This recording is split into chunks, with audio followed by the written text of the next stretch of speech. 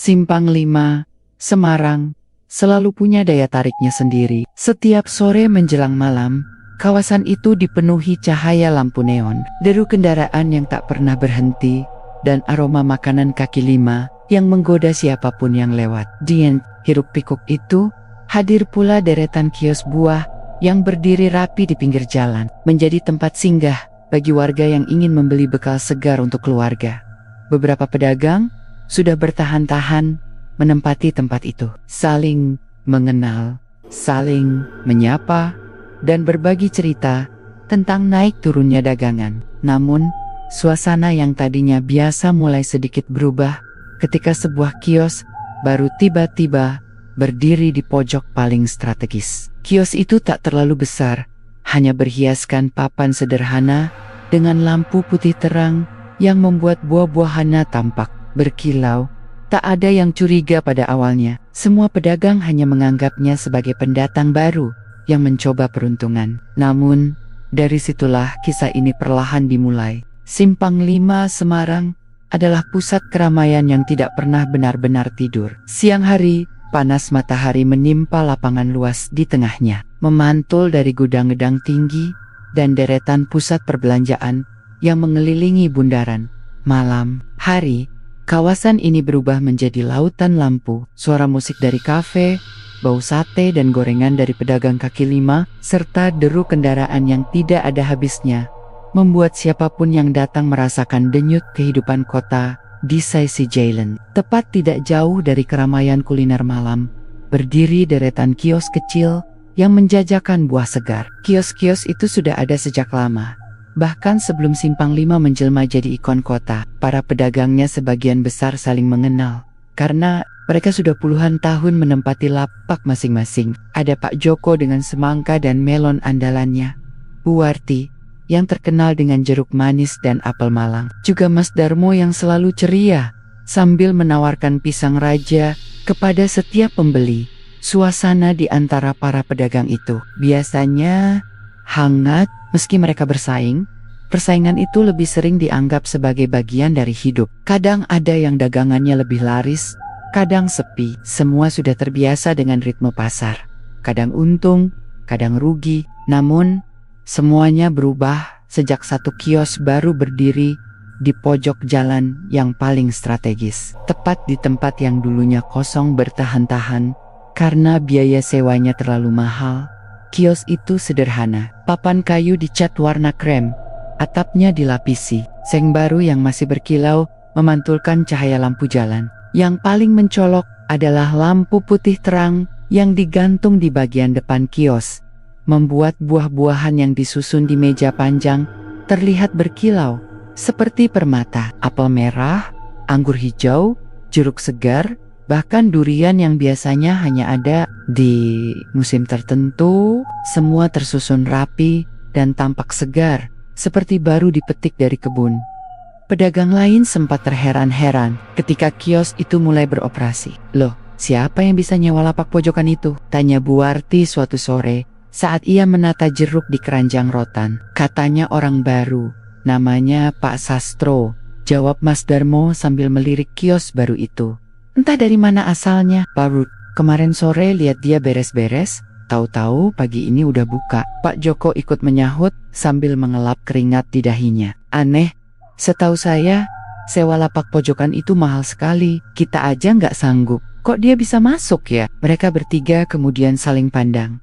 Tidak ada jawaban pasti. Namun pada saat itu, rasa penasaran mereka masih bercampur dengan rasa kagak. Karena meski tampak sederhana, kios baru itu benar-benar menarik perhatian. Hari pertama berdagang, kios Pak Sastro sudah ramai pembeli. Orang-orang yang lewat berhenti sekadar melihat-lihat, lalu tanpa ragu membeli karena harga buah yang ditawarkan ternyata lebih murah daripada kios lain. Seorang ibu muda yang biasanya langganan membeli apel di kios Bu Warti, kini terlihat menenteng kantong plastik penuh buah dari kios baru itu. Bahkan mahasiswa yang biasanya menawar karas-karas kepada Mas Darmo pun dengan senyum lebar membeli setandan pisang dari Pak Sastro tanpa banyak bicara. "Waduh, kalau begini terus, bisa sepi dagangan kita," gumam Bu Warti dengan nada cemas. Namun, Di sisi lain, para pedagang masih mencoba menenangkan hati mereka. Namanya juga pendatang baru, wajar kalau ingin memberi harga murah untuk menarik pelanggan. Mereka yakin setelah beberapa minggu, dagangan Pak Sastro akan kembali normal seperti mereka malam itu. Setelah kios-kios tutup dan para pedagang duduk santai di warung kopi kecil dekat Simpang 5, obrolan kembali mengarah pada kios baru itu. Buahnya segar sekali, kayak baru dipetik dari kebun tiap hari, kata Mas Darmo sambil menyalakan rokoknya. Yah, wong tadi saya lihat anggurnya, segar semua, nggak ada yang keriput. Harganya pun setengah dari harga kita, sahut Pak Joko. Wajahnya terlihat masam. Dia itu bawa buah dari mana ya? Saya kan sering ke Pasar Johar, nggak pernah lihat dia belanja di sana. Ucapan Pak Joko membuat yang lain terdiam. Benar juga. Biasanya pedagang buah saling tahu siapa pemasok mereka. Ada yang mengambil dari Pasar Johar, ada yang dari pemasok luar kota. Tapi nama Pak Sastro sama sekali tidak pernah terdengar. Apa jangan-jangan dia punya kebun sendiri? Tanya Bu Warti, mencoba mencari logika sederhana. Kalau kebun sendiri, masa bisa selengkap itu? Dari apel, jeruk, anggur sampai durian? Kebun apa yang bisa panen semua buah sekaligus? Jawab Mas Darmo sambil menggeleng. Meski mereka saling bertanya-tanya, tidak ada yang berani mendekati Pak Sastro langsung untuk menanyakan asal dagangannya. Lagi pula, sosok Pak Sastro sendiri tidak terlalu banyak bicara. Ia pria berusia sekitar 50-an, tubuhnya agak kurus, wajahnya berkulit legam seperti orang desa, dan matanya sayu, seolah jarang tidur. Setiap kali ada yang menyapanya, ia hanya membalas dengan senyum tipis dan kata singkat. Hari demi hari berlalu, kios baru itu semakin ramai. Bahkan ada pelanggan yang rela datang dari jauh hanya untuk membeli buah di sana. Pedagang lama mulai merasakan dampaknya. Omset mereka menurun drastis. Pembeli yang biasanya setia kini berpindah. Hanya sedikit orang yang masih datang ke kios-kios lama. Itu pun sekadar karena sudah terbiasa langganan. Meski begitu, suasana Simpang 5 tetap saja ramai. Dari luar, seolah tidak ada yang aneh. Lampu-lampu neon masih menyala terang. Musik jalanan masih terdengar. Dan deretan kios buah tampak sama seperti biasanya. Tidak ada tanda-tanda bahwa sesuatu yang janggal sedang terjadi. Namun, di balik gemerlap itu, kegelisahan perlahan tumbuh di hati para pedagang lama. Mereka mulai bertanya-tanya, siapa sebenarnya Pak Sastro? Dari mana buah-buah segar itu datang? Dan bagaimana ia bisa menyewa lapak yang selama ini tak terjangkau? Pertanyaan-pertanyaan itu masih tersimpan rapat di kepala masing-masing. Belum ada yang berani mencari tahu lebih jauh. Semua masih diam, masih menunggu, masih berpikir bahwa mungkin hanya masalah waktu sampai keadaan kembali seperti semula. Mereka tidak tahu bahwa kemunculan kios baru itu hanyalah awal dari sesuatu yang jauh lebih besar dan lebih menyeramkan daripada sekadar persaingan dagang. Hari-hari berikutnya di kawasan Simpang 5 terasa berbeda bagi para pedagang buah lama. Sejak pagi hingga malam, kios baru milik Pak Sastro selalu ramai didatangi pembeli. Orang-orang berbondong-bondong kelapa kecil itu seolah ada sesuatu yang menarik mereka untuk datang. Pak, apel Fuji berapa sekilonya? Tanya seorang ibu muda sambil menggendong anaknya. 20.000 Bu, pilih sendiri, segar semua, jawab Pak Sastro dengan nada tenang. Ibu itu langsung tersenyum.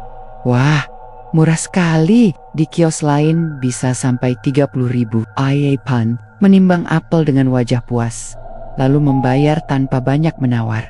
Adegan seperti itu berulang terus sepanjang hari. Pembeli datang silih berganti, tidak peduli pagi, siang, atau malam. Bahkan ketika kios-kios lain mulai merapikan dagangan menjelang larut, kios Pak Sastro masih saja ramai.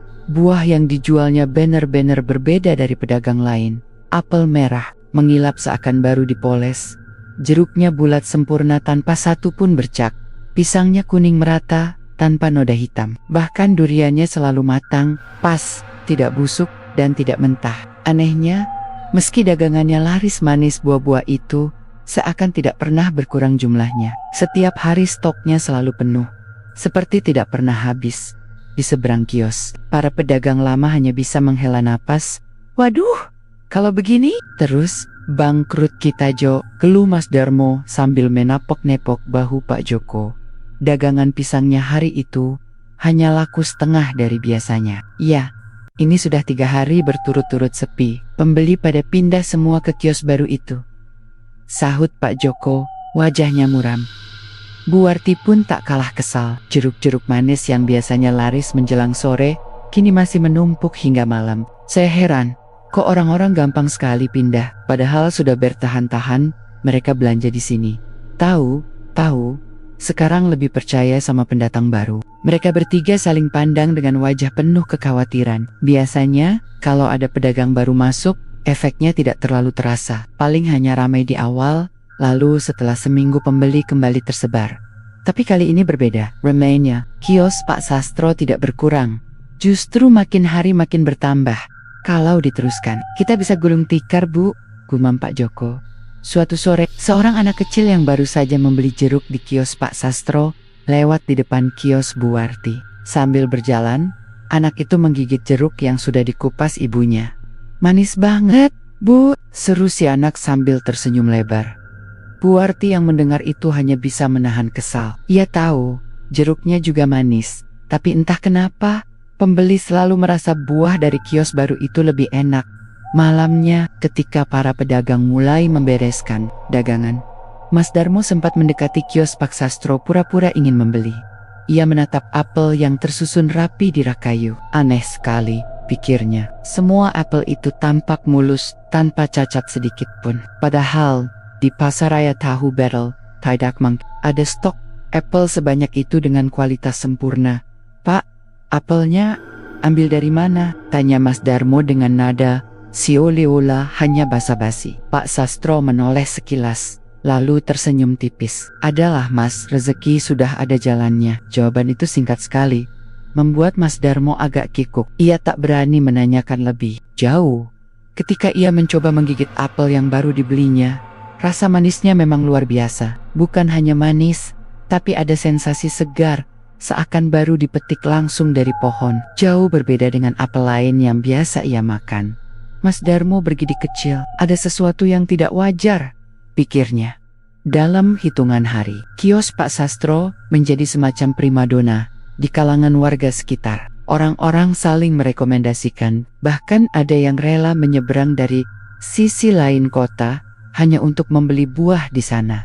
Buahnya awet, nggak gampang busuk, ujar seorang pembeli pada temannya. Iya, dan rasanya beda, kayak lebih segar. Tambah yang lain. Testimoni itu membuat semakin banyak orang berdatangan. Sementara kios-kios lama makin sepi. Nyaris tidak ada yang mampir. Ini nggak masuk akal, kata Pak Joko dengan nada frustrasi ketika dagangannya kembali tidak laku. Kalau cuma murah masih bisa kita lawan. Tapi buahnya itu kok bisa selalu segar? Bu Warti mengangguk lesu. Jerukku disimpan 2 hari aja mulai kecut. Tapi jeruk dia 3 hari, 4 hari, masih manis, kayak baru panen. Mereka merasakan keganjilan yang tidak bisa dijelaskan dengan logika biasa. Suatu malam, ketika kios lain sudah sepi, Pak Joko sengaja tidak langsung pulang. Ia duduk di bangkunya sambil pura-pura menunggu pembeli terakhir. Matanya sesekali melirik ke kios Pak Sastro. Di sana, masih ada beberapa orang membeli buah, meski sudah hampir pukul 11 malam. Setelah pembeli pergi, Pak Joko memperhatikan tumpukan apel di rak kios itu. Sejak pagi ia hitung, kira-kira ada hampir 200 buah apel. Kini, setelah seharian laris, jumlahnya masih terlihat sama. Mustahil, gumamnya. Ia tahu betul, tidak ada pedagang yang bisa mempertahankan stok sebanyak itu tanpa berkurang. Biasanya, semakin laris, semakin kosong rak dagangan. Tapi di kios itu, buah-buahan seolah muncul kembali tanpa habis. Pak Joko merinding. Ia segera membereskan dagangannya dan pulang dengan hati gelisah. Malam itu, tidurnya tidak nyenyak. Apel-apel merah berkilau terus menghantuinya. Keesokan harinya, ia menceritakan apa yang dilihatnya kepada Bu Warti dan Mas Darmo di warung kopi dekat pasar. Saya lihat sendiri, buahnya nggak habis-habis dari pagi sampai malam, jumlahnya kayak tetap sama. Aneh banget, ujar Pak Joko sambil mengaduk kopi. Ah, masak sih, sahat Mas Darmo. Meski wajahnya mulai serius. Saya juga merasakan hal aneh, Mas. Tambah Bu Warti pelan. Kimberton, ada pembeli bilang, buah dari kios itu awet. Dia simpan di kulkas seminggu, nggak busuk. Padahal normalnya 2 atau 3 hari aja sudah mulai jelek. Mereka bertiga terdiam. Suara kendaraan dari jalan raya masuk ke telinga, tapi tak ada yang menyahut. Masing-masing mulai memikirkan kemungkinan yang tidak enak. Jangan-jangan, bisik Bu Warti. Wajahnya sedikit pucat. Jangan-jangan apa? Tanya Pak Joko. Bu Warti menggigit bibirnya, lalu berbisik lirih. Alas Darmo. Mas Darmo langsung menegakkan tubuh. Hush, jangan sembarangan ngomong Bu. Itu cuma cerita orang-orang. Tapi, bukankah di Semarang memang ada yang percaya soal pesugihan itu? Timpel Pak Yoko. Nggak usah mikir aneh-aneh dulu. Bisa jadi dia cuma punya pemasok khusus. Kita kan belum tahu pasti. Meski Mas Darmo berusaha menenangkan, dalam hatinya ia pun merasa bimbang. Buah yang tidak habis-habis, selalu segar, harga murah, semuanya terlalu janggal untuk bisa diterima logika. Malam itu, ketika kios kembali dipenuhi lampu-lampu terang, beberapa pedagang lama menatap kios Pak Sastro dengan perasaan bercampur aduk. Iri, penasaran, juga takut. Dari keyohan, cahaya putih lampu kios itu tampak lebih terang dari kios manapun. Buah-buahannya berkilau seperti permata, membuat siapapun yang lewat pasti menoleh. Di antara keramaian, Simpang 5 Cios itu siala memiliki magnet tersendiri, dan di balik magnet itu perlahan misteri mulai tumbuh. Mereka belum tahu bahwa apa yang terlihat segar dan indah di depan mata sebenarnya menyimpan rahasia yang kelak akan menjerat siapapun yang terlalu dekat. Simpang 5 selalu punya wajah berbeda setiap harinya. Pagi hari penuh orang yang terburu-buru bekerja. Siang hari panas terik membuat kios buah tampak lengang, dan malam hari menjadi puncak keramaian. Lampu-lampu berkelip, anak-anak muda nongkrong sambil tertawa, dan suara pedagang kaki lima bersahutan menawarkan makanan. Namun, di tengah hiruk pikuk itu, ada satu hal yang selalu sama dalam beberapa minggu terakhir. Kios Pak Sastro tidak pernah sepi. Di seberang jalan, kios Pak Joko terlihat mirang. Semangka dan melon yang ia susun rapi sejak pagi masih menumpuk hingga malam. Beberapa sudah mulai berbintik hitam, tanda terlalu lama disimpan. Bu Warti pun tidak jauh berbeda. Jeruk-jeruknya yang dulu laris, kini hanya tinggal menguning di keranjang. Mas Darmo bahkan lebih parah. Pisang raja yang biasanya habis dalam sehari, kini dibiarkan menggantung layu. Rasanya seperti jualan di tempat angker. Keluh Bu Warti suatu malam sambil menutup kiosnya lebih cepat dari biasanya. Pak Joko mendesah panjang. Pembeli nggak ada yang mampir. Semua lari ke kios baru itu. Kalau begini terus, bulan depan saya bisa berhenti jualan. Sahat Mas. Dengan wajah letih, mereka bertiga kemudian duduk di bangku kayu dekat warung kopi yang sering jadi tempat berkumpul para pedagang. Malam itu, wajah mereka penuh muram. Buahnya nggak habis-habis, selalu segar. Aku yakin ada yang aneh, ucap Pak Joko lirih. Jangan-jangan ada sesuatu di baliknya, timpel Bu Warti. Suaranya semakin pelan. Mas Darmo menggeleng cepat. Jangan asal nuduh Bu. Kita nggak punya bukti. Bisa saja dia punya pemasok besar. Tapi dari mana? Saya tanya-tanya ke Pasar Johar. Nggak ada yang tahu dia ambil buah dari mana, jawab Pak Joko.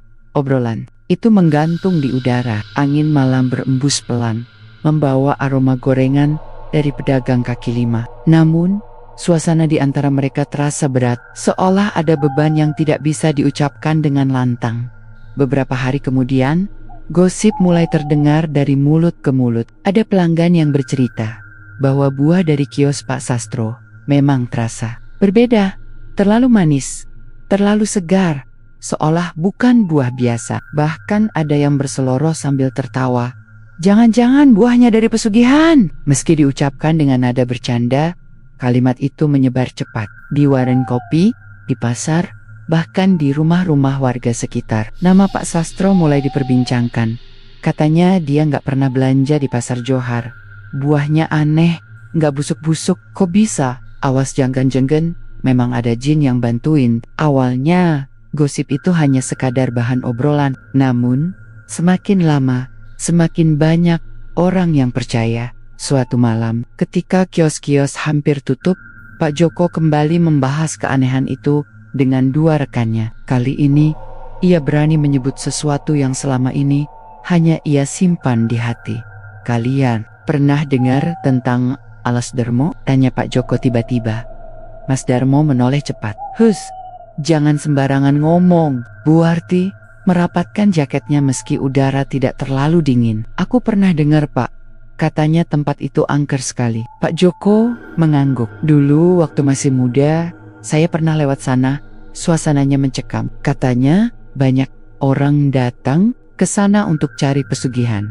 Mereka terdiam. Nama Alas Darmo memang tidak asing di telinga orang Semarang. Sebuah hutan kecil di pinggiran kota yang diyakini sebagai tempat ritual bagi orang-orang yang ingin cepat kaya. Konon, banyak yang pergi ke sana membawa sesajen dan kembang, lalu pulang dengan kehidupan yang berubah drastis.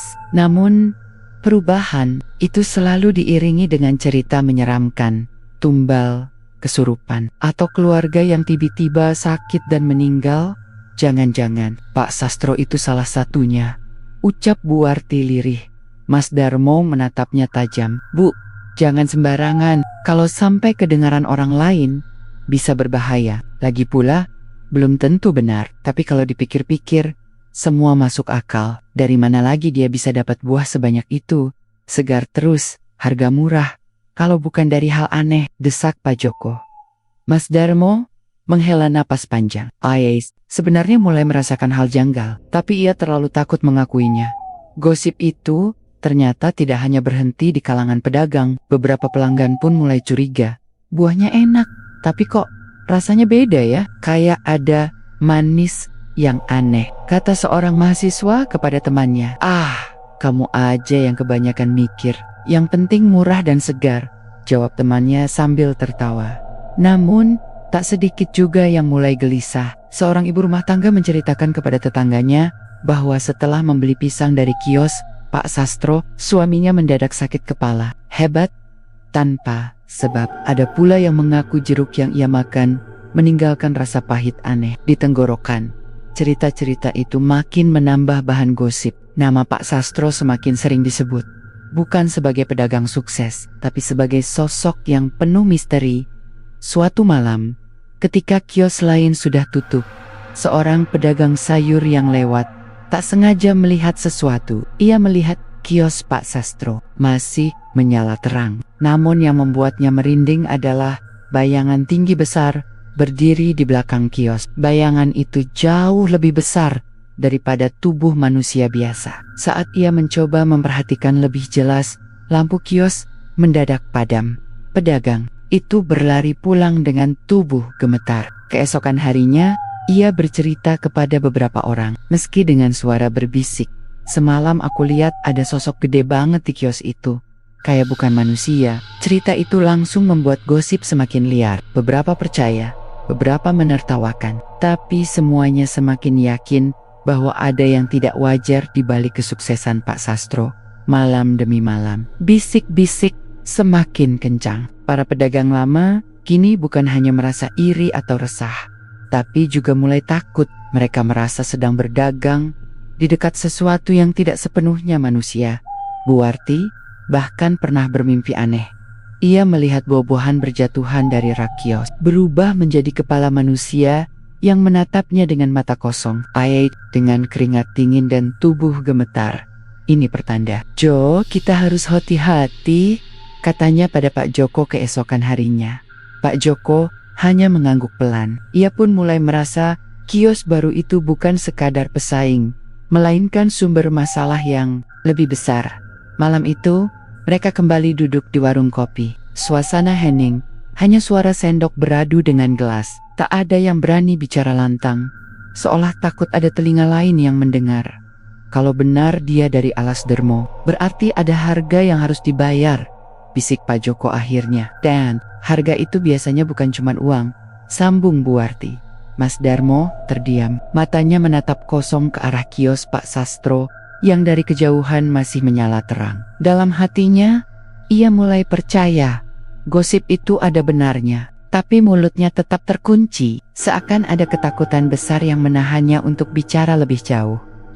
Lampu kios putih itu terus menyala, berkilau di antara kios-kios lain yang sudah gelap. Seakan-akan menjadi penanda bahwa sesuatu yang ganjil memang sedang terjadi.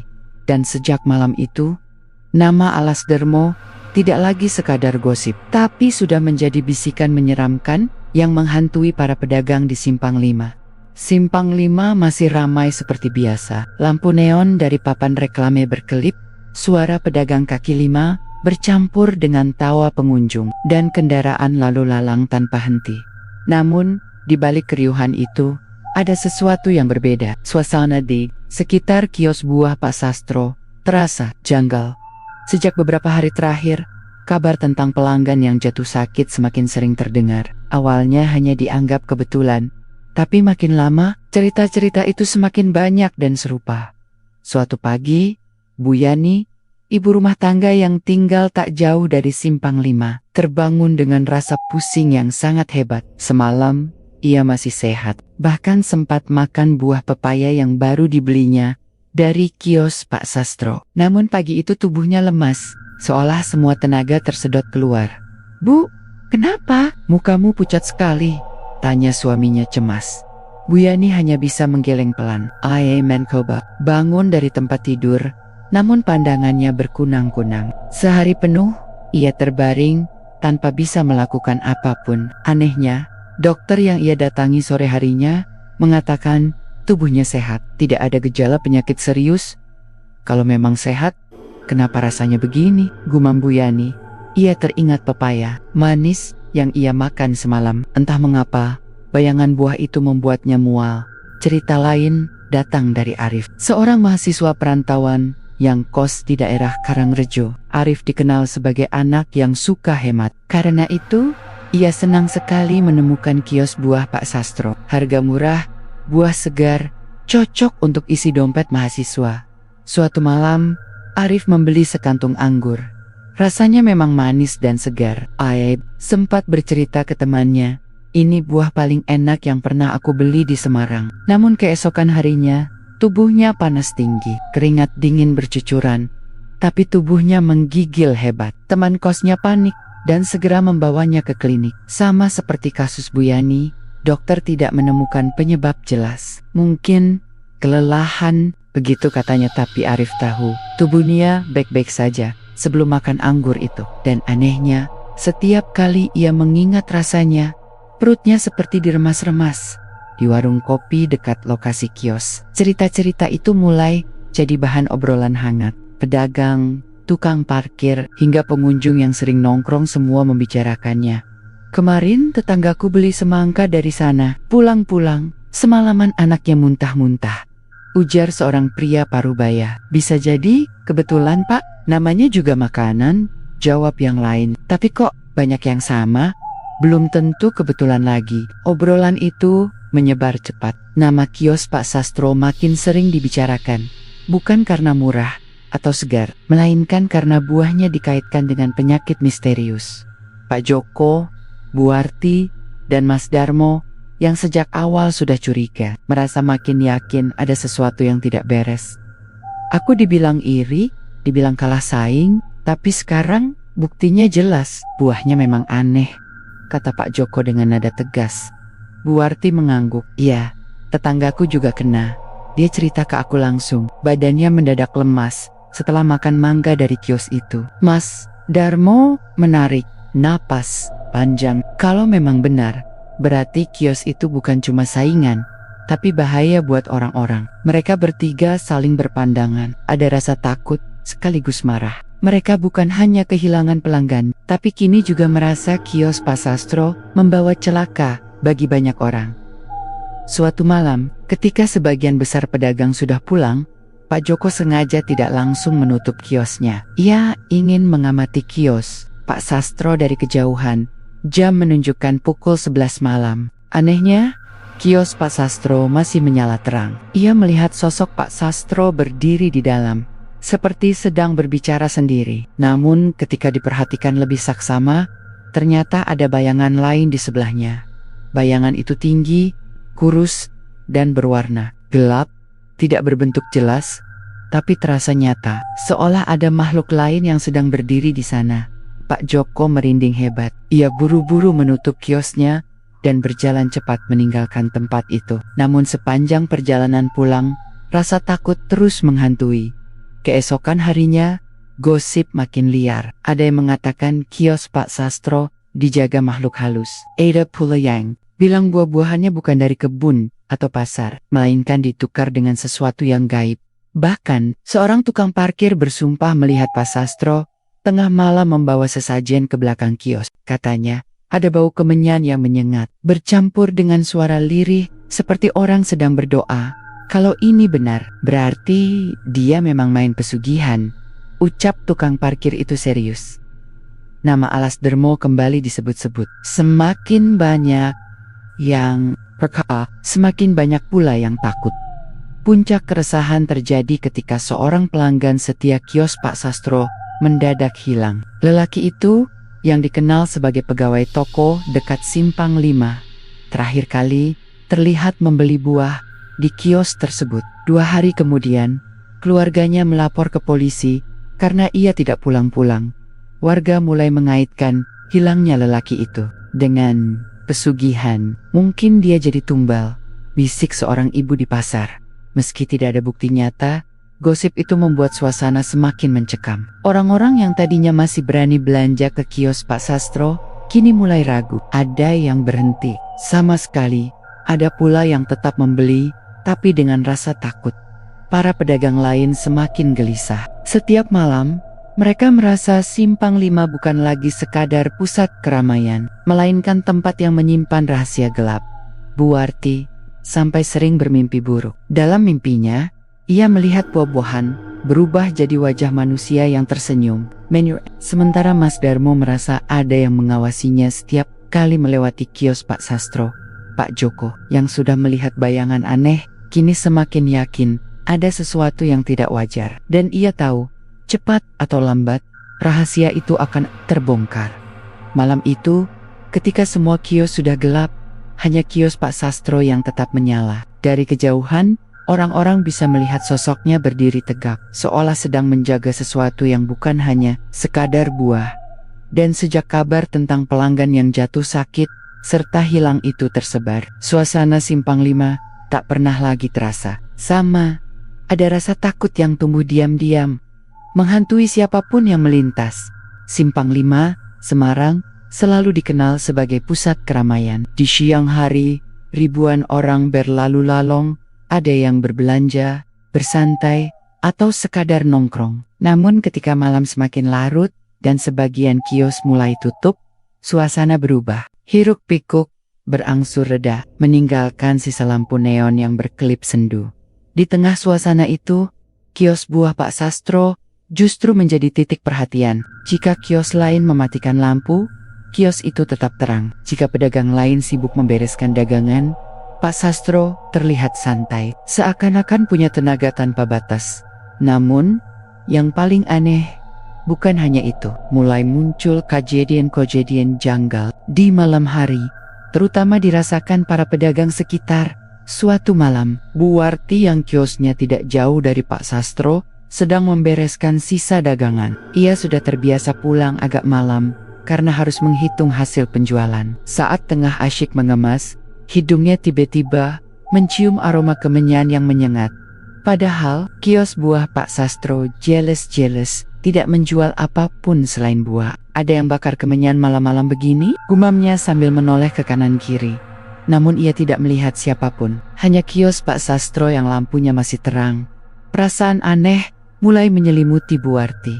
Aroma kemenyan makin pekat, seperti memenuhi seluruh kiosnya. Ia mencoba menenangkan diri, tapi tiba-tiba bulu kuduknya berdiri. Dari arah kios Pak Sastro, terdengar suara lirih, seperti orang sedang berbisik. Suara itu bukan bahasa Jawa, bukan juga bahasa Indonesia. Terlalu pelan untuk dimengerti, tapi cukup jelas untuk membuat jantung Bu Warti berdegup kencang. Ia buru-buru menutup kiosnya, bahkan lupa menghitung hasil penjualan. Malam itu, ia pulang dengan langkah tergesa dan pikiran yang kacau. Beberapa hari kemudian, giliran Pak Joko yang mengalami kejadian tak masuk akal. Ia sengaja pulang lebih malam karena harus menunggu pembeli terakhir. Saat sedang menutup kios, matanya tak sengaja melirik ke arah kios Pak Sastro. Awalnya, ia hanya melihat Pak Sastro duduk di kursi kecil sambil menatap dagangannya. Tapi kemudian, Pak Joko merasa ada bayangan lain. Bayangan itu tinggi, kurus, dan seakan bergerak sendiri. Meski tidak ada orang di sana, Pak Joko memicingkan mata, berusaha memastikan pandangannya tidak salah. Dan saat itulah, ia melihat sesuatu yang membuat darahnya berdesir. Di antara tumpukan buah, ada wajah manusia, wajah pucat dengan mata terpejam, seolah tertanam di antara semangka dan melon. Hanya sebentar, tidak sampai 10 detik, tapi cukup untuk membuat Pak Joko hampir menjatuhkan kunci kios dari tangannya. Ia mengusap mata, menoleh lagi, tapi wajah itu sudah hilang. Yang tersisa hanya bobahan yang tertata, rapi. Pak Joko menelan ludah. "Astagfirullah," bisiknya. Pelan, tanpa pikir panjang, ia menutup kios secepat mungkin dan berlari kecil ke arah motor tuanya.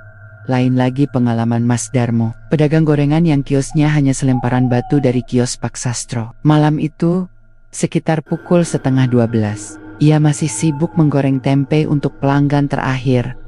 Ketika pembeli sudah pergi, ia duduk sebentar, melepas lelah. Suasana sudah cukup sepi, hanya beberapa kendaraan lewat sekali-kali. Tiba-tiba, ia mendengar suara tawa. "Hai, hai!" Suara itu tipis, melengking, dan berasal dari arah kios Pak Sastro. Mas Darmo sontak menoleh. Tidak ada siapapun di sana, selain Pak Sastro yang duduk tenang sambil mengelap buah dengan kain. Namun suara tawa itu terdengar jelas lagi, kali ini lebih dekat, seperti berada tepat di samping telinganya. "Hehehe!" Mas Darmo terlonjak, hampir menjatuhkan gelas teh di tangannya. Ia berdiri dengan tubuh gemetar, matanya liar mencari sumber suara. Tapi yang terlihat hanya kios Pak Sastro yang tetap terang, dengan Pak Sastro yang seolah tidak mendengar apa-apa. Malam itu, Mas Darmo menutup warung lebih cepat dari biasanya. Ia bahkan lupa mematikan kompor sampai istrinya menegur keras di rumah. Keesokan harinya, ketiga pedagang itu bertemu di warung kopi yang biasa mereka singgahi. Wajah mereka soma-soma terlihat lelah dan cemas. "Aku semalam nyium kemenyan. Kuat sekali baunya dari kios itu," kata Bu Warti lirih sambil menunduk. Pak Joko menghela napas panjang. Aku malah lihat wajah manusia di antara buah-buahan, bukan halusinasi." "Aku yakin," Mas Darmo menambahkan dengan nada tegang. "Aku dengar suara ketawa, bukan suara orang biasa." Seram sekali, seolah sengaja menakut-nakuti. Ketiganya saling berpandangan. Tidak ada yang berani tertawa atau menganggap cerita itu kebetulan. Semuanya terlalu nyata untuk disebut sekadar perasaan. "Kalau begini, jelas kios itu ada sesuatu," ucap Pak Joko mantap. "Aku nggak mau lagi." Meski rumor semakin kencang, tetap ada orang-orang yang datang ke kios Pak Sastro. Sebagian karena tidak percaya gosip, sebagian lagi karena tergiur harga murah. Namun anehnya, mereka yang terlalu sering membeli di sana selalu mengalami hal serupa: sakit mendadak, tubuh lemas, atau bermimpi buruk. Seolah ada konsekuensi dari terlalu dekat dengan kios itu. Hal ini membuat pedagang lain makin yakin bahwa kios tersebut memang bukan kios biasa. Suatu malam, ketiga pedagang itu kembali merasakan gangguan. Kali ini hampir bersamaan, Bu Warti melihat sosok bayangan hitam melintas di depan kiosnya. Bayangan itu bergerak cepat, tapi jelas tidak mungkin manusia. Pak Joko mendengar suara lirih memanggil namanya, padahal tidak ada orang di sekitar. Mas Darmo menemukan gorengannya penuh dengan ulat ketika hendak dibereskan, padahal beberapa menit sebelumnya masih normal. Ketiganya benar-benar ketakutan. Mereka sadar apapun yang terjadi di kios Pak Sastro kini sudah mulai mempengaruhi mereka langsung. Malam itu juga, setelah pulang, mereka bertiga bertemu diam-diam di rumah Pak Joko. Dengan wajah serius, mereka membicarakan langkah selanjutnya. "Kita nggak bisa terus diam," Kalau dibiarkan, bisa makin parah, kata Pak Kyoko. Tapi apa yang bisa kita lakukan? Nggak mungkin kita langsung menuduh. Kalau salah, bisa gawat, jawab Buwarti cemas. Mas Darmo menimpali, mungkin kita bisa cari tahu lebih dalam. Ikuti dia, atau perhatikan lebih dekat. Harus ada bukti sebelum kita bicara ke orang lain. Akhirnya mereka sepakat. Mulai malam berikutnya, mereka akan bergantian mengawasi kios Pak Sastro. Mereka tahu risikonya besar, tapi rasa penasaran bercampur dengan ketakutan membuat mereka tak punya pilihan lain. Sementara itu, di kios buah yang selalu terang itu, Pak Sastro duduk sendirian. Matanya menatap kosong ke arah jalanan Simpang 5 yang semakin sepi. Di sampingnya, sesajen kecil terletak rapi, kemenyan, bunga 7 rupa, dan sepotong kepala ayam. Asap tipis mengepul, membentuk bayangan aneh di dinding kios. Dan dari balik kegelapan, suara lirih terdengar. Waktunya sudah dekat. Pak Sastro hanya tersenyum samar. Malam di Simpang 5 kembali mencekam. Malam di Simpang 5 terasa lebih dingin dari biasanya. Angin berembus pelan, membawa suara bising kendaraan yang mulai berkurang. Lampu neon dari papan iklan masih menyala terang, tapi suasana di sekitar deretan kios justru terasa lengang dan sedikit menyeramkan. Di sebuah warung kopi kecil yang sudah tutup lebih awal, 3 orang duduk berdesakan di bangku kayu. Buwarti, Pak Joko, dan Mas Darmo. Wajah mereka terlihat tegang. Malam ini kita mulai, bisik Pak Joko sambil menatap ke arah kios buah Pak Sastro yang tampak terang dari kejauhan. Kita harus tahu apa sebenarnya yang dia lakukan. Kalau ketahuan gimana? Tanya Buwarti, suaranya nyaris bergetar. Kita mengintai saja dulu, jangan bikin gerakan aneh, jawab Mas Darmo yang mencoba tegar, meski tangannya terus meremas gelas plastik kosong. Mereka lalu sepakat bersembunyi di sudut gelap, dekat kios tak terpakai. Dari sana, kios buah Pak Sastro terlihat cukup jelas. Sekitar pukul 11 malam, kios Pak Sastro masih ramai pembeli. Buah-buahannya terlihat segar, seolah baru dipetik. Bahkan di jam segitu, masih ada orang yang mampir. Harga yang murah dan kualitas buah yang bagus membuat banyak orang tak peduli gosip yang beredar.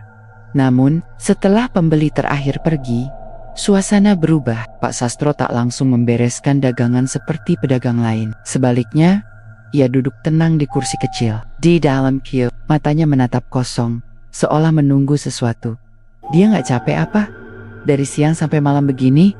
Gumam Buwarti pelan. Pak Joko menempelkan telunjuk ke bibir, meminta diam. Mereka bertiga menahan napas, menunggu apa yang akan terjadi. Selanjutnya, sekitar pukul 11:30, Pak Sastro bergerak. Ia mengambil sebuah kotak kecil dari bawah meja, lalu mengeluarkan sesuatu. Dari jarak jauh, mereka hanya bisa melihat samar, ada kemenyan, bunga, dan sesuatu yang berbentuk seperti kepala ayam, astik virula.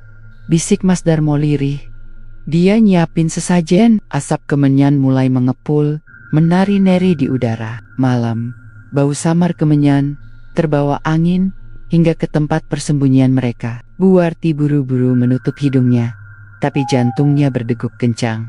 Pak Sastro menunduk, mulutnya komat kamit. Kalimat yang keluar terdengar aneh, bukan bahasa yang mereka kenal. Semakin lama, suaranya makin berat. Sikeneken, bukan suara manusia biasa.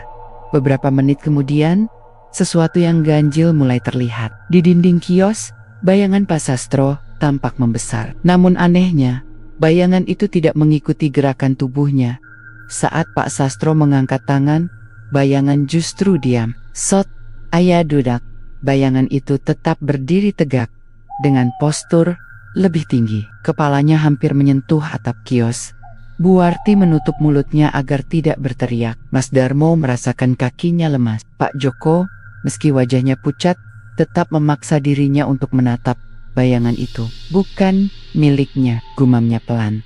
Bayangan itu kemudian bergerak sendiri, terpisah dari tubuh Pak Sastro. Perlahan, ia melangkah mendekati tumpukan buah. Dari Erejo, terlihat jelas tangan bayangan itu menyentuh sebuah semangka. Ajab ini, semangka yang disentuh langsung bersinar samar, seolah mendapat tenaga baru.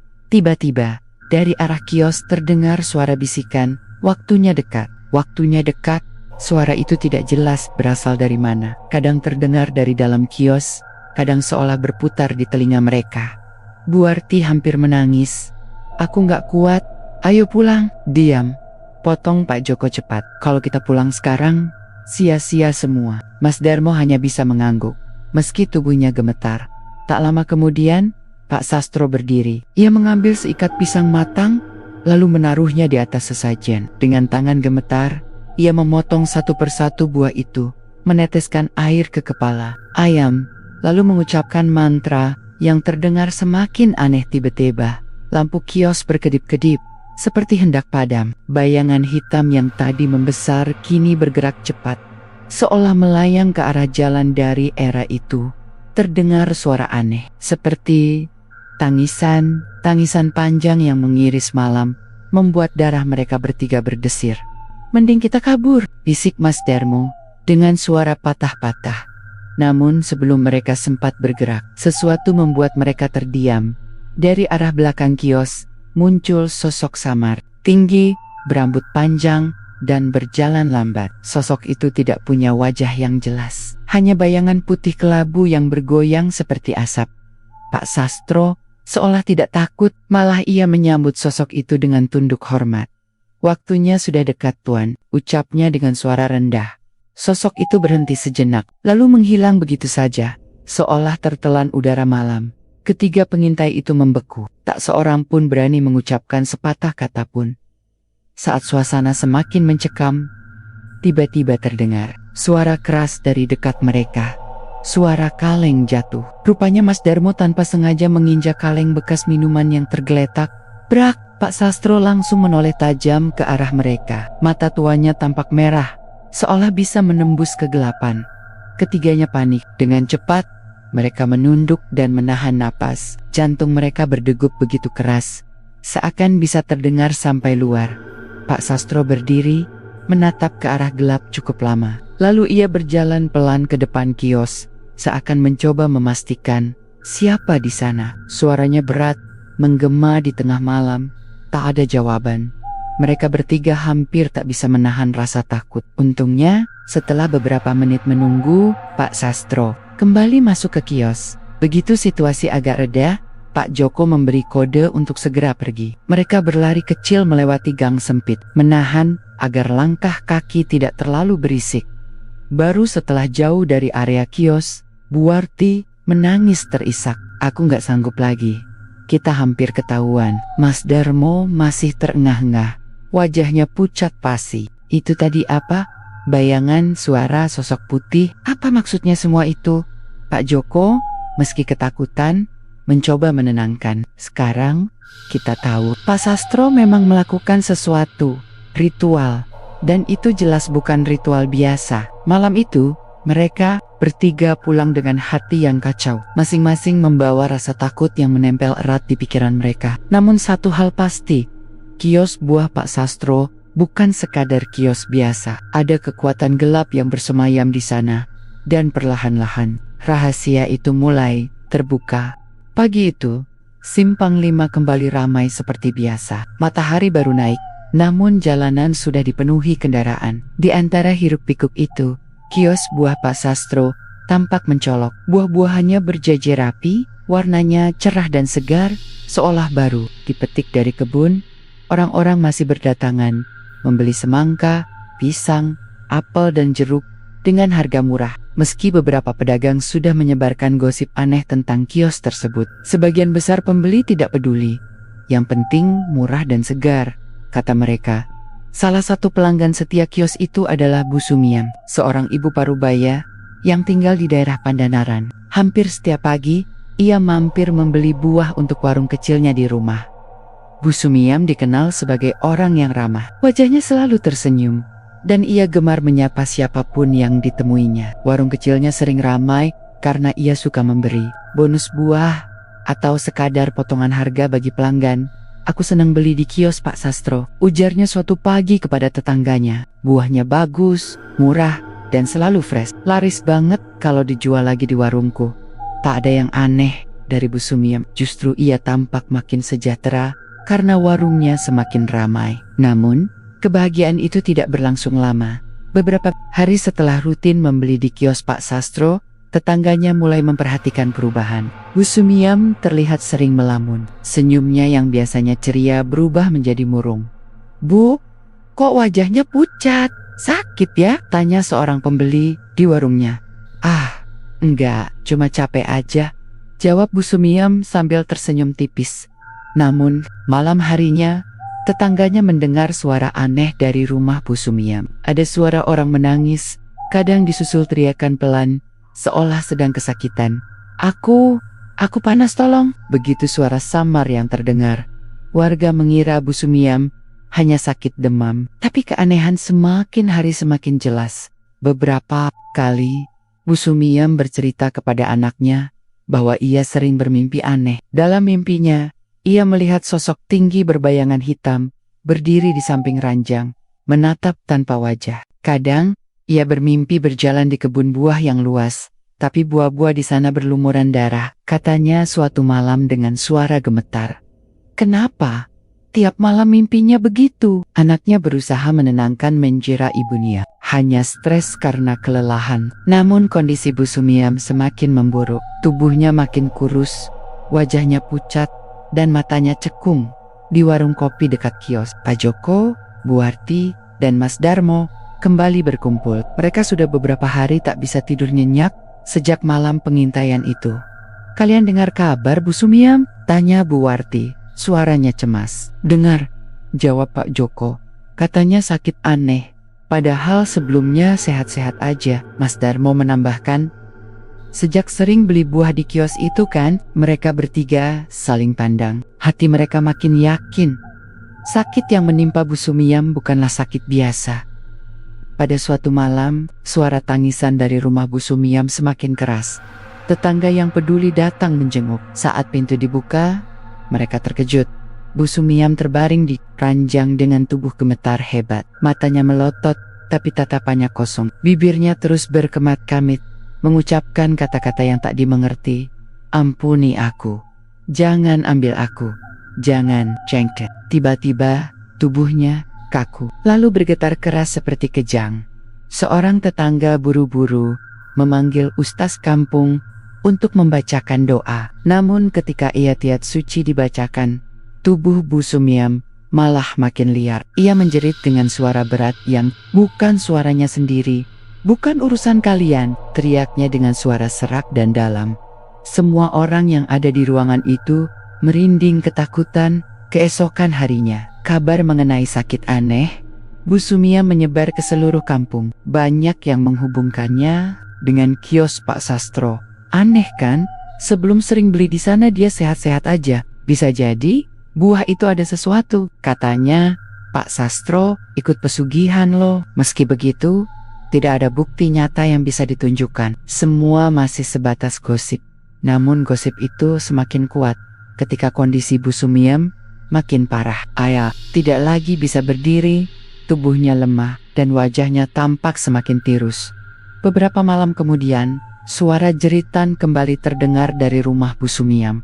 Kali ini lebih keras dari biasanya. Warga berlarian ke sana, mencoba menolong. Namun saat mereka masuk, tubuh Bu Sumiam sudah kaku, matanya membelalak, mulutnya sedikit terbuka, seolah ingin mengatakan sesuatu yang membuat bulu kuduk berdiri. Di tangannya masih menggenggam erat sebuah apel merah yang dibeli dari kios Pak Sastro beberapa hari lalu. Apel itu tampak aneh, kulit segar dan mulus, tapi ada tetesan cairan hitam merembes perlahan dari bagian yang tergores kuku Bu Sumiam. Semua orang yang melihat terpaku. Suasana sunyi, hanya terdengar tangis anaknya yang meraung histeris. Kematian Bu Sumiam menjadi bahan pembicaraan besar. Warga mulai benar-benar takut membeli buah di kios Pak Sastro. Meski begitu, masih ada beberapa orang luar daerah yang tetap berbelanja karena tidak tahu kabar sebenarnya. Pak Joko, Bu Warti, dan Mas Darmo semakin yakin bahwa pesugihan Pak Sastro benar-benar memakan tumbal. Dan tumbal pertama dari lingkaran pembeli setianya adalah Bu Sumiam. "Kalau dibiarkan, korban berikutnya pasti ada lagi," kata Pak Joko dengan wajah muram. "Tapi kita bisa apa? Laporkan ke polisi? Apa mereka bakal percaya?" Kalau kita bilang, ada pesugihan, sahat Mas Darmo. Mereka semua terdiam, tak ada jawaban mudah. Yang paling aneh, Pak Sastro sama sekali tidak menunjukkan perubahan. Esok paginya, kiosnya tetap buka seperti biasa. Ia tetap ramah melayani pembeli. Bahkan seolah tidak tahu apa-apa tentang tragedi yang menimpa salah satu pelanggan setianya. Pisangnya segar. Bu, murah. Ambil saja 2 sisir. Saya kasih potongan harga. Begitu katanya pada seorang ibu muda. Senyum. Tipisnya tampak biasa saja. Namun bagi mereka yang tahu rahasia di balik kios itu, senyum itu justru terlihat menyeramkan. Kematian Bu Sumiam menjadi titik balik. Warga semakin resah, gosip semakin liar, dan ketiga pedagang pesaing semakin yakin bahwa rahasia besar tersembunyi di kios buah itu. Namun di sisi lain, mereka juga mulai takut karena sadar bahwa siapapun bisa menjadi korban berikutnya. Dan yang lebih menakutkan, bayangan malam pengintaian masih teringat jelas. Bayangan raksasa, sesajen, dan sosok tak berwajah yang muncul di belakang kios. Semua itu kini terasa semakin nyata setelah korban pertama benar-benar jatuh. Kematian Bu Sumiam belum lama terjadi, tapi dampaknya terasa ke seluruh penjuru kampung. Sejak kabar itu tersebar, suasana Simpang 5 tidak lagi sama. Warung-warung kecil yang biasanya ramai pembeli kini sering sepi. Warga enggan keluar malam. Bahkan beberapa kios buah lain memilih menutup lebih cepat karena takut sesuatu terjadi. Namun kios Pak Sastro tetap buka seperti biasa. Bahkan makin ramai oleh orang-orang luar kampung yang tidak tahu kabar sebenarnya. Di rumah duka, tangis keluarga Bu Sumiam masih terdengar. Malam itu banyak warga berkumpul membaca doa bersama, namun meski ayat suci bergema, rasa takut tidak bisa hilang.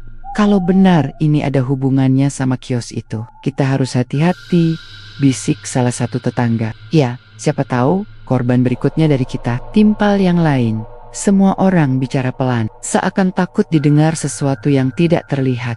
Pak Joko, Bu Warti, dan Mas Darmo yang ikut tahlilan hanya diam. Mereka tahu gosip itu benar adanya. Mereka pernah melihat dengan mata kepala sendiri ritual ganjil di belakang kios. Dan sekarang, satu korban sudah jatuh. Keesokan harinya, ketiganya kembali bertemu di warung kopi. Namun kali ini percakapan mereka tidak lagi sekadar gosip, melainkan penuh ketegangan. Kita nggak bisa diam aja Joko, suara Bu Warti meninggi. Kalau benar kios itu makan tumbal, kita harus bertindak. Pak Joko menghela napas panjang. Aku ngerti Warti, tapi kita bisa apa? Laporkan ke polisi, mereka butuh bukti nyata. Kalau cuma cerita tentang bayangan hitam dan buah berdarah, mereka bakal bilang kita ngawur. Tapi kalau kita diam, korban makin banyak. Bu Warti menepuk meja hingga gelas kopi bergetar. Mas Darmo yang sedari tadi diam, akhirnya angkat suara. Aku setuju sama Bu Warti.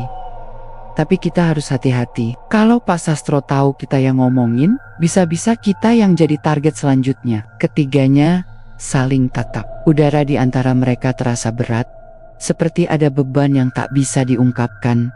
Malam itu, Mas Darmo pulang lebih larut dari biasanya. Ia menutup kiosnya di jalan kecil dekat Pandanaran. Saat mengunci pintu kios, ia merasa ada yang memperhatikannya. Dari jauh, awalnya ia mengira hanya perasaan. Tapi saat melirik ke seberang jalan, ia melihat sesuatu berdiri di bawah lampu jalan yang remang. Sosok tinggi, lebih dari 2 meter, berbalut bayangan gelap. Tidak ada wajah, hanya siluet hitam dengan tangan panjang menjuntai ke tanah. Mas Darmo terperanjat, tangannya gemetar, kunci kios hampir terjatuh. Ia buru-buru melangkah cepat. Namun, suara berat tiba-tiba terdengar dari belakangnya. Berhenti, suara itu dalam, bergetar, seolah langsung masuk ke dalam tulang. Mas Darmo tidak menoleh. Ia berlari sekencang mungkin menuju rumahnya. Namun semakin ia berlari, suara langkah berat terdengar mengikuti. Baru ketika ia masuk rumah dan menutup pintu rapat-rapat, suara itu menghilang. Malam itu, ia tidak bisa tidur sama sekali. Beberapa hari kemudian, giliran Pak Joko yang merasakan gangguan. Saat ia sedang menimbang buah di kiosnya, seorang pelanggan tiba-tiba menjerit, "Pak, buahnya ini berdarah." Pak Joko kaget, ia menoleh. Dan benar, jeruk yang baru saja dipotong pelanggan. Itu mengalirkan cairan merah pekat, mirip darah. Pelanggan ketakutan, melempar jeruk itu, lalu lari begitu saja. Pak Joko mencoba memungut jeruk itu. Namun saat ia sentuh, jeruk itu kembali normal. Hanya buah biasa, tanpa cairan merah. Keringat dingin bercucuran di keningnya. Ia sadar itu bukan halusinasi. Sesuatu benar-benar sedang memperingatkannya. Gangguan tidak berhenti di situ. Malam harinya, Buarti mengalami mimpi buruk. Ia bermimpi berada di kebun buah yang lebat. Awalnya indah. Buah-buah berwarna-warni menggantung lebat di pohon. Namun ketika ia mendekat, buah-buah itu berubah menjadi kepala manusia dengan mata melotot dan mulut ternganga. Dari balik pepohonan, muncul sosok bayangan besar mendekat. Suara berat berbisik di telinganya. "Diam, atau kau yang berikutnya." Buarti terbangun dengan teriakan. Tubuhnya basah oleh keringat, jantung berdegup kencang. Keesokan harinya, ketiga pedagang itu berkumpul kembali. Wajah mereka pucat, mata sembab karena kurang tidur. "Kita semua sudah diganggu," kata Mas Darmo dengan suara serak. "Kalau ini terus berlanjut, kita bisa jadi korban." "Berarti benar kan? Pak Sastro tahu kita yang ngintip malam itu," kata Buarti panik. Pak Joko menatap mereka berdua. "Kita harus cari jalan keluar. Kalau enggak, habis kita semua." Mereka akhirnya sepakat untuk mencari bantuan. Bukan polisi, tapi seseorang yang paham hal-hal gaib lewat saran seorang tetua kampung. Mereka mendatangi Mbah Wiryo, seorang kiai sepuh yang tinggal di daerah Banyumanik. Mbah Wiryo dikenal sering membantu orang-orang yang diganggu makhluk halus. Saat mendengar cerita mereka, Mbah Wiryo hanya menghela napas panjang. Pesugihan itu bukan hal main-main. Kalau benar kios itu dijaga makhluk gaib, maka kalian sudah dianggap ancaman, katanya pelan. "Kami harus gimana, Mbah?" tanya Buarti dengan mata berkaca-kaca. "Kalian jangan mendekat ke kios itu untuk sementara. Jangan menobat-nibat soal pesugihan di depan orang. Kalau tidak, kalian bisa dijadikan tumbal berikutnya." "Tapi korban sudah ada, Mbah. Masa kita diam aja?" Protes Mas Darmo. Mbah Wiryo menatap mereka tajam. "Kalau kalian nekat, nyawa taruhannya, kalian harus sabar. Semua ada waktunya." Sayangnya, larangan itu sulit diikuti. Gosip semakin menyebar dan warga semakin resah. Beberapa hari kemudian, seorang sopir taksi online yang pernah membeli buah di kios Pak Sastro ditemukan tewas di mobilnya. Tubuhnya kaku, wajahnya pucat dengan mulut terbuka, seolah berteriak sebelum mati. Di kursi sampingnya ditemukan kantong plastik berisi buah dari kios itu. Kabar ini membuat warga semakin yakin korban bukan hanya Bu Sumiam, tapi kini merambah orang luar kampung. "Ini sudah kelewatan," ujar Pak Joko dengan wajah muram. "Kalau kita terus diam, korban bakal terus bertambah." Suasana kampung menjadi penuh teror. Warga takut keluar malam. Anak-anak dilarang jajan di dekat kios Pak Sastro. Namun di balik ketakutan itu, kios Pak Sastro tetap ramai. Anehnya, selalu ada pembeli baru dari luar daerah. Seolah ada kekuatan yang membuat orang tertarik datang ke sana. Pak Joko, Buarti, dan Mas Darmo merasa waktu mereka semakin sedikit jika mereka tidak segera bertindak. Bukan tidak mungkin mereka sendiri yang akan menjadi korban berikutnya. Malam itu, mereka bertiga kembali menemui Mbah Wiryo. Kali ini, dengan tekad lebih kuat. Mereka tidak lagi hanya ingin bertahan, tapi mencari cara untuk menghentikan semua ini. Kalau memang benar ada pesugihan, pasti ada celah untuk memutusnya, kata Pak Joko dengan suara tegas. Mbah Wiryo menatap mereka lama, lalu mengangguk pelan. "Kalau kalian sudah siap menanggung risikonya, kita akan mulai." Suasana hening, hanya suara jangkrik menemani. Namun di luar sana, kios buah Pak Sastro tetap berdiri tegak, menunggu tumbal berikutnya. Malam itu, udara di Banyumanik terasa berat. Angin berhembus pelan, namun bukannya menenangkan, justru membawa hawa dingin yang menusuk tulang. Pak Joko, Buarti, dan Mas Darmo duduk bersila di ruang tamu rumah sederhana milik Mbah Wiryo. Mereka sudah beberapa hari diteror, dan kini mereka tak lagi mencari jawaban semata. Mereka ingin jalan keluar. Di hadapan mereka, Mbah Wiryo membakar dupa. Asapnya mengepul, menari pelan ke langit-langit rumah. Aroma khas cendana memenuhi ruangan. Namun, bukannya membuat tenang, justru menambah kesan angker.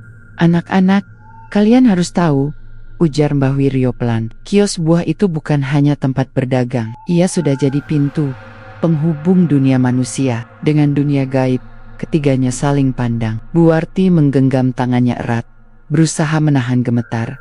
Mbah Wiryo mulai bercerita. Suaranya berat, dalam, seakan menyimpan banyak rahasia. Puluhan tahun lalu, tanah tempat kios itu berdiri bukanlah area dagang. Itu bekas lahan perkebunan milik seorang juragan Cina bernama Chong Li. Katanya, Chong Lai sangat kaya karena memelihara makhluk halus penjaga kebun. Tapi ketika ia mati mendadak secara mengenaskan, tanah itu ditinggalkan begitu saja.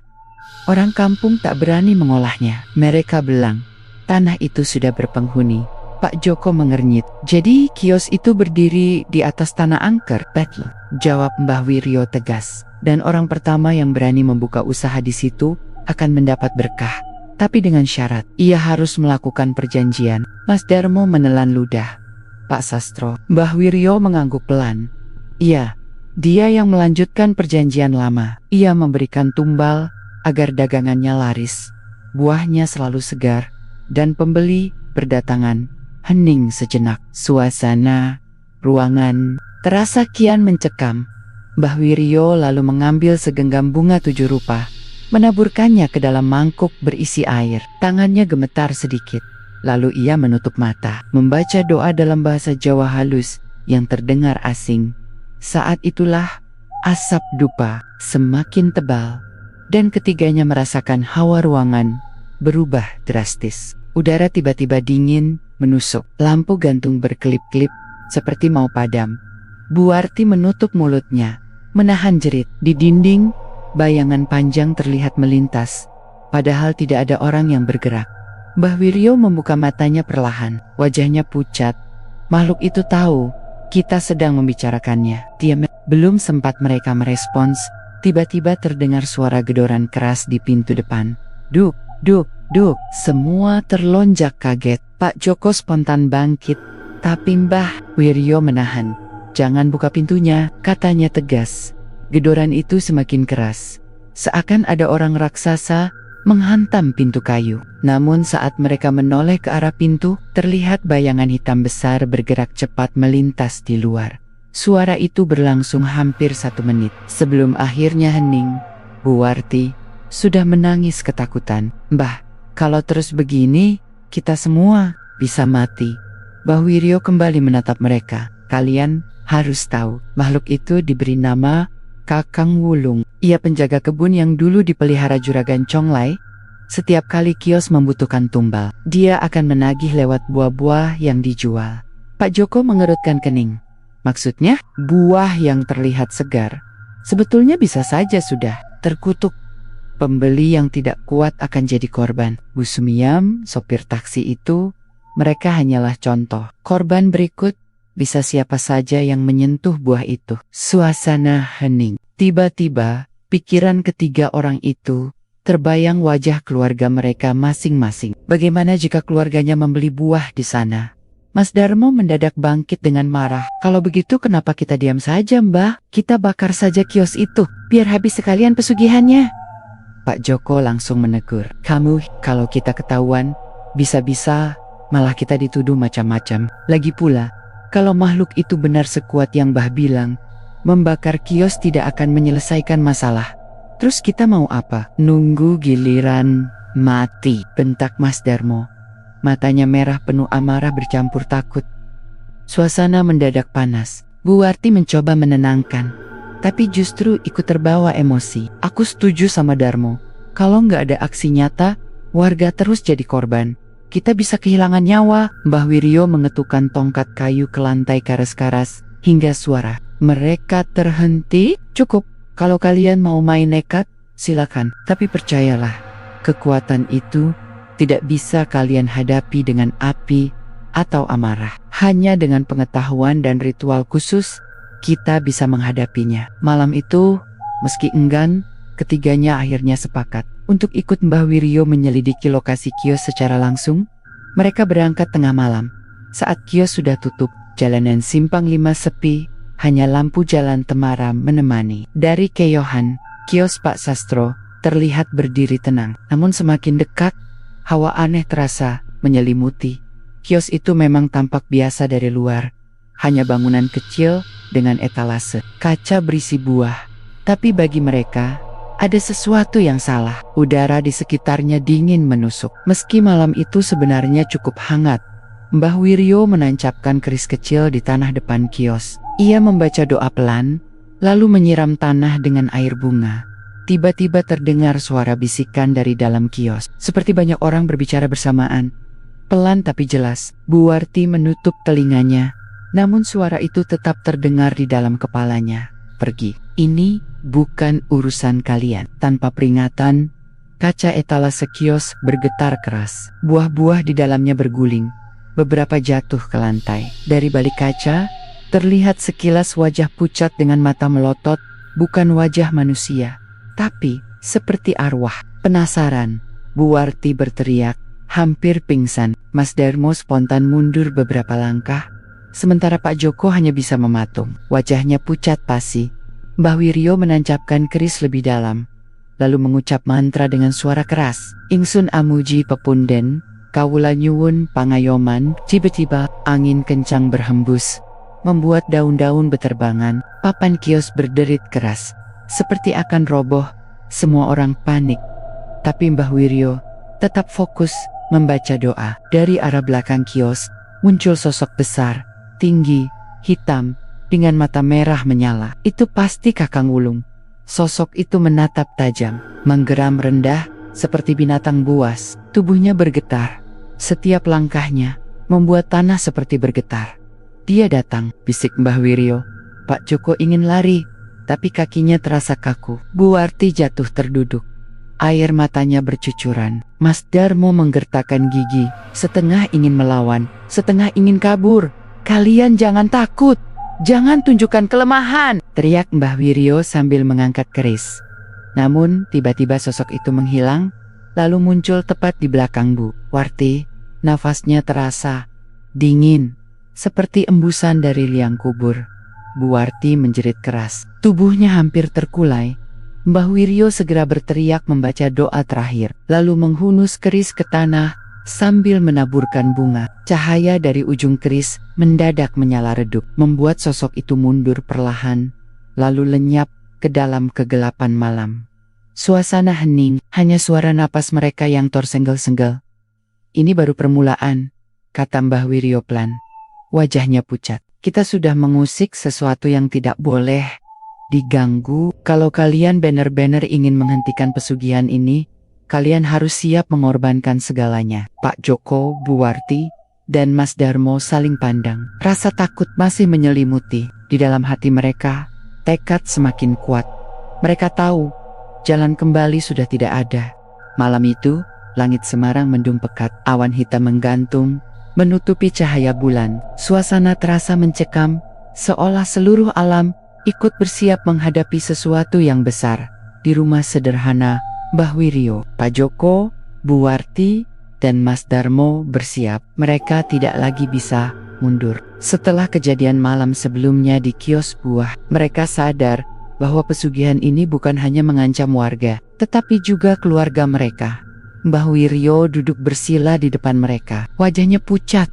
Keriput di wajahnya terlihat lebih jelas oleh cahaya lampu minyak yang bergoyang ditiup angin. Di tangannya, ia menggenggam keris kecil yang sudah dililit kain putih. Anak-anak, malam ini kita harus menyelesaikannya, ujar Mbah Wiryo lirih. Kalau kita biarkan lebih lama, tumbal akan semakin banyak. Dan siapa tahu besok bisa saja giliran kita sendiri atau keluarga kita yang jadi korban.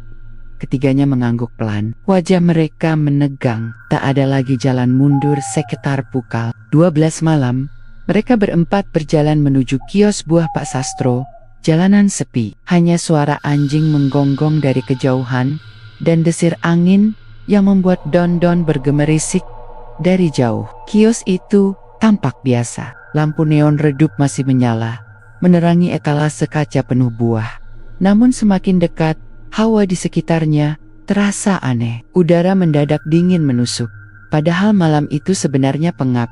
Buarti menggenggam tangan Pak Joko erat-erat. "Aku takut, Jo," bisiknya. Pak Joko menelan ludah, tapi ia mencoba tegar. "Kita harus kuat, Ward. Demi warga lain." Mas Darmo berjalan paling depan. Wajahnya tegang, tapi matanya menyala penuh keberanian. Mbah Wiryo menancapkan keris ke tanah di depan kios. Ia mulai membaca doa dengan suara lantang, memanggil kekuatan leluhur untuk melindungi mereka. Asap dupa kembali mengepul, menyelimuti kios dengan aroma cendana yang menusuk hidung. Tiba-tiba, angin kencang bertiup. Lampu kios berkelip-kelip, lalu padam. Suasana gelap gulita. Dari dalam kios, terdengar suara buah jatuh. Berguling-guling, "Dia datang," bisik Mbah Wiryo. Tanpa peringatan, kaca etalase kios bergetar keras. Buah-buah di dalamnya bergerak sendiri. Beberapa meloncat keluar, seperti dilemparkan. Dari kegelapan kios, muncul sosok tinggi besar, hitam legam, dengan mata merah menyala. "Kakang Wulang." Sosok itu menggeram rendah. Suaranya seperti gemuruh petir. Udara di sekitar mereka mendadak semakin dingin. Napas mereka keluar dalam bentuk uap. "Beraninya kalian mengganggu tempat ini." Suara berat bergema di telinga mereka. Meski mulut makhluk itu tak bergerak, Buarti menjerit, hampir pingsan. Pak Joko langsung memeluknya, berusaha menenangkan. Mas Darmo maju satu langkah, menggenggam batu di tangannya, siap melawan meski dengan ketakutan. Mbah Wiryo menghunus keris, mengangkatnya ke langit. "Kakang Wulong, aku peringatkan kau, ikatanmu dengan manusia ini harus diputus malam ini juga." Makhluk itu menggeram keras, lalu mengayunkan tangannya. Angin kencang menyapu mereka, membuat Buarti dan Pak Joko terlempar jatuh ke tanah. Mas Darmo berteriak, lalu melempar batu besar ke arah makhluk itu. Batu itu melayang kencang, tapi tubuh hitam itu lenyap sesaat sebelum terkena. Patemen kaca etalase pecah berkeping-keping. Makhluk itu muncul kembali di belakang Mas Darmo. Nafasnya panas, matanya merah, menatap tajam. Mas Darmo terpaku, tubuhnya gemetar. Namun sebelum makhluk itu sempat menyerang, Mbah Wiryo menusukkan keris ke tanah sambil membaca mantra. Tanah bergetar, cahaya samar muncul dari keris, memaksa makhluk itu mundur beberapa langkah. Di tengah pertarungan, tiba-tiba terdengar suara Pak Sastro. "Cukup." Semua menoleh. Dari arah gelap, Pak Sastro muncul dengan wajah pucat. Matanya merah seperti orang yang tak tidur berhari-hari. "Jangan ganggu usahaku. Aku sudah berkorban banyak untuk ini. Aku tidak akan melepaskan perjanjian ini," teriaknya histeris. Pak Joko bangkit, menatapnya dengan marah. "Sastro, berapa banyak orang mati gara-gara ambisimu? Bu Sumiem, sopir taksi, pedagang kecil lain, semua jadi tumbalmu." Pak Sastro tertawa getir. "Mereka hanya korban kecil. Aku butuh kekayaan, butuh kedudukan, dan Kakang Wulung menjaminnya." Mbah Wiryo menggeleng pelan. "Sastro, kalau kau teruskan, bukan hanya warga lain yang jadi korban, keluargamu sendiri bisa habis. Ingat, perjanjian gaib selalu menagih bayaran yang lebih besar." Wajah Pak Sastro menegang, sesaat terlihat keraguan, tapi kemudian matanya kembali merah. Ia menunjuk mereka sambil berteriak, "Kalau begitu, kalianlah tumbalnya malam ini." Kakang Wulung mengaum keras. Sosoknya semakin besar. Sayap hitam muncul dari punggungnya. Ia melayang, melingkari mereka. Suara gemuruh terdengar, seperti ribuan lebah mengepakkan sayap.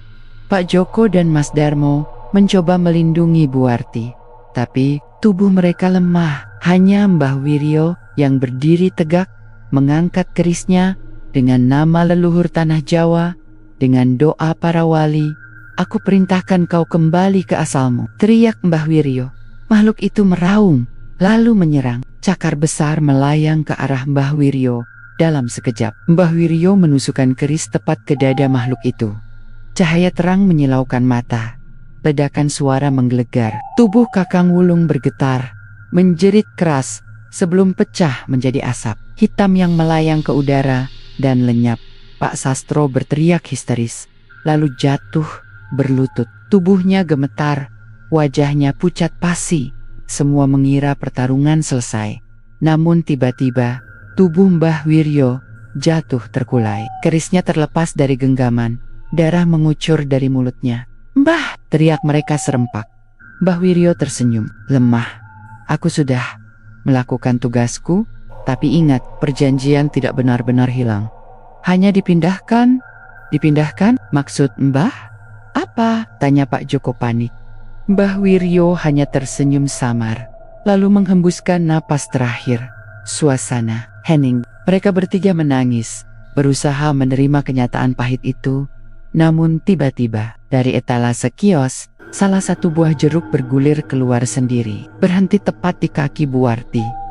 Buah itu terlihat segar, kulitnya mengilap, tapi di permukaannya ada bercak hitam kecil, seperti mata yang menatap tajam. Bu Warti menatap buah itu dengan tubuh gemetar. Dalam hatinya, suara asing terdengar pelan. "Sekarang giliranmu yang menjaga perjanjian ini." Mata Bu Warti melebar, wajahnya pucat pasi. Pak Joko dan Mas Darmo yang berdiri di sampingnya tidak menyadari apa-apa. Mereka hanya sibuk menangisi kepergian Mbah Wiryo. Buah itu perlahan berhenti bergetar. Hanya Bu Warti yang mendengar suara bisikan itu, seolah hanya ia yang dipilih. Keesokan paginya, kios Pak Sastro digembok polisi. Setelah laporan warga tentang Keyonglan di sana, Pak Sastro ditahan. Namun wajahnya kosong, seperti kehilangan jiwa. Warga mengira masalah selesai. Namun di dalam hati Bu Warti, ketakutan terus menghantui. Malam-malamnya kini dipenuhi suara bisikan halus yang terus menagih. Pesugihan mungkin sudah berakhir bagi Sastro, tapi siapa sangka perjanjian itu justru berpindah kepada orang yang tak pernah menginginkannya. Bu Warti